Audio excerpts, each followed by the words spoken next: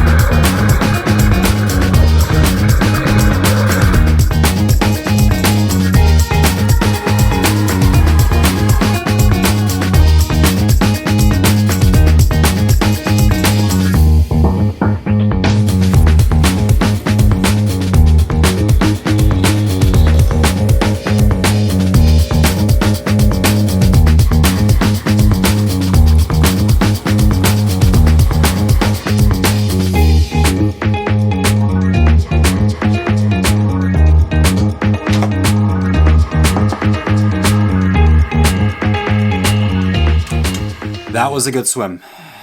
I was supposed to swim with Robin and Jess. Both of them are a little sick. Robin's little one is sick. But it was Eric and I. Eric, really good triathlete. Obviously, man, I was doing a set of 400 snorkel buoy band, easy. 2x200, right? Added a little bit of water to my chamber and the buoy, make it a little bit more challenging. And then I did 4x100 hard, going 115, 116s. And in the next, right next to me was Eric, and he was doing like 10x100, 500, and a 400, and he was swimming probably 6 to 8 seconds per 100 faster than me. So it's always nice to get that realistic feel of when you're swimming well, there's always somebody swimming better, but Eric and I are not in competition, obviously, since he's a lot better than me. But today's a busy day. Have some phone calls and then another swim lesson at 1 o'clock today. This will be the third one of the week. It is the time of the year where we are doing a lot of one-on-one swim consultations with our athletes and non-athletes. We're starting a Masters up in a couple weeks, which we're super pumped about. And then tomorrow we have our team run. And I think that's it for right now. But I'll take you along for that swim lesson just to kind of show you what goes on in a swim lesson, what the process is of a swim lesson with one of our triathletes, adult triathletes, and show you kind of what we're working with. So here we go.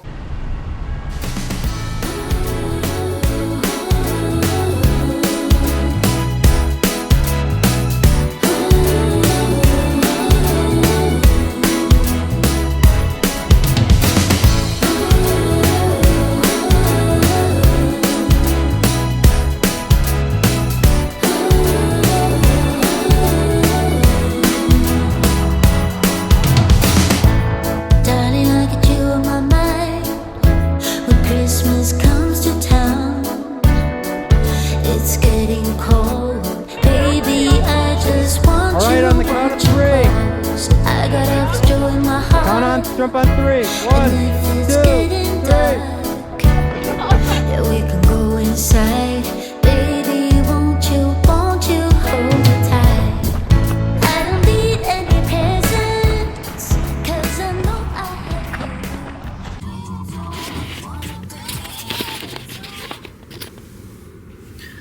What's going on, everybody?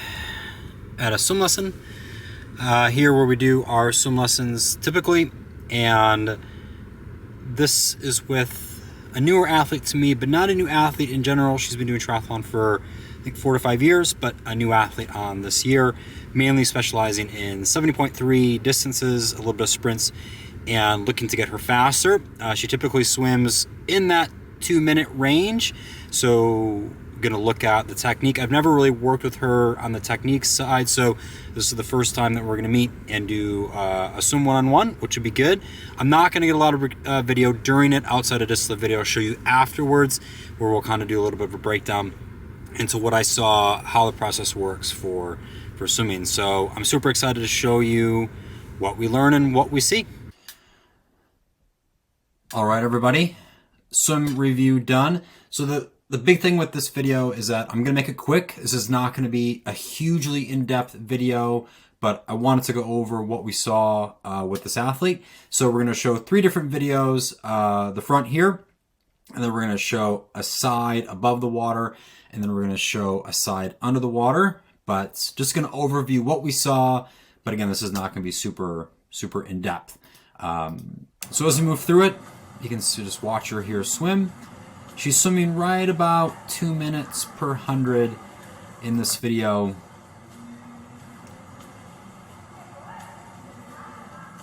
What do you all see? Okay, so one of the first things, and we're gonna go through all of this, but the biggest thing in this is that you're looking at body position. So the one thing here that we looked at right away is just how much she's kind of shifting from side to side. You can see the kick in the back, definitely scissoring, which is definitely a sign of a lack of balance. So the kick back there whips her back into place. But you can just see right there, right, how crooked from the feet to the hips to the hand is, which is just showing a lack of balance. So that was the first thing that we definitely identified in her stroke. Okay, video 2. This is obviously the side video from the top. And so moving through the stroke, we'll just kind of show you what it looks like here from the side. Again, swimming about 2 minute per 100 pace, maybe a little bit quicker in this video. And again, you can kind of see a little bit more what's happening in the stroke versus what we saw in the front. We're seeing a little bit more of the picture here. So one thing that we're moving into is that, one, there's such a difference in the stroke from right arm to left arm. One is a very front quadrant stroke. The other one is kind of like what I would call like a swinging stroke, where the hands are in opposite positions. The second thing is also how late she breathes and how high that head is. So you can just see the whole head is lifted, which means the back half of her body is sinking tremendously. So the late breath is creating the very high head reach, And the reason that's happening also is that with the left arm in this position, whoop, the left arm in that position, right there, and you can see that from the front video, is how off shot the left arm is. So there's not a lot of balance. The late breath is now putting the head position very high, which is also dropping her. So a lack of balance and a huge increase of drag in this. So again, we saw the differences in left arm, right arm, and then we're also seeing the late breath and how it's massively affecting the head position. So the two things right away that we're looking at are very much more reducing drag in the things that we're talking about. So we haven't even, so these videos were definitely shot before we even discuss the stroke. So we do a 400 warm up, and then we do a lot of 25s looking at stroke rate and stroke and the speed, and then we identify it. So, okay, third video, probably the most important video, and we're going to talk about a little bit. Hopefully I don't ramble on too long. So let's watch a little bit from underwater from the side. This is a great shot when you're looking at a swim stroke, is what's happening, because you're looking at the drag, you're looking at how the athlete is pulling under the water. So we'll watch this a couple times and then we'll dive into it.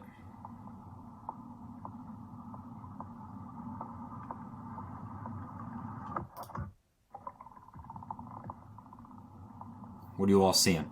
You seeing anything? You seen how you can tell when she's breathing to that side? Watch here. So she's going to go for that breath. And look how that hand pushes straight down while breathing. That's what we were talking about with the late breath.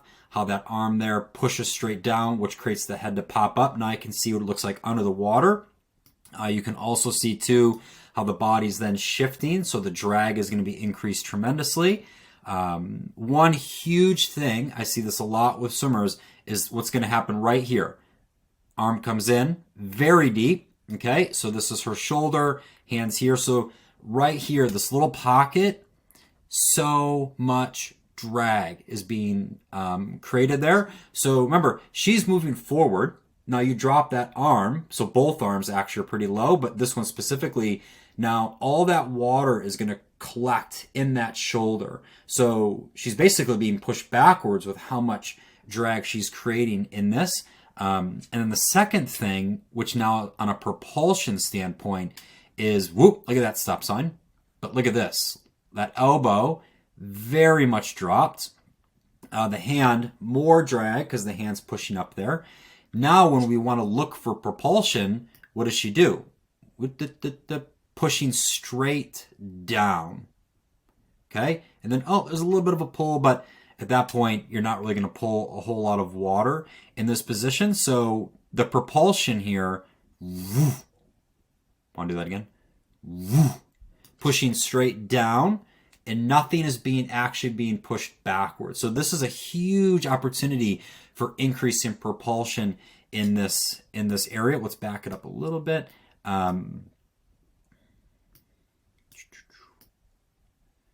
Here we go. Look at all that drag. Look at all of this drag here. So the late breath is pushing this arm down. So again, look at this pocket right through there. So one, off balanced, over rotation, but also drag. So you're looking at all of this water that's going to be collected, and the same thing. So you're pulling, but you're pulling with a very straight arm.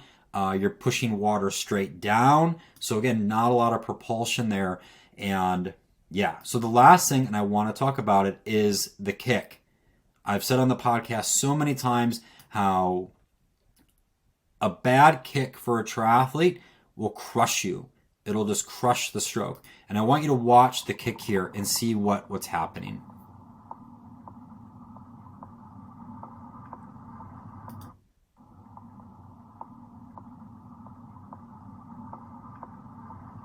Okay.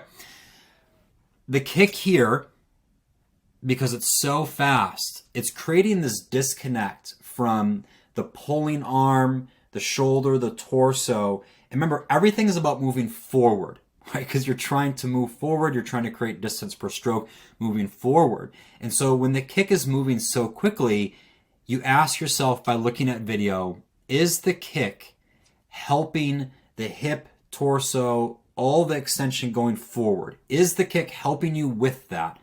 Is the kick helping you with balance? And in this situation, it's not.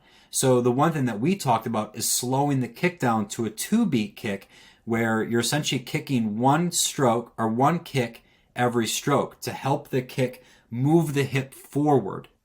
But here, it's just kicking, and I think it was more of like, well, why are you kicking? Well, I'm kicking because I was told to kick. Well, at this point, I want you to kick less, but I want each kick to be more effective.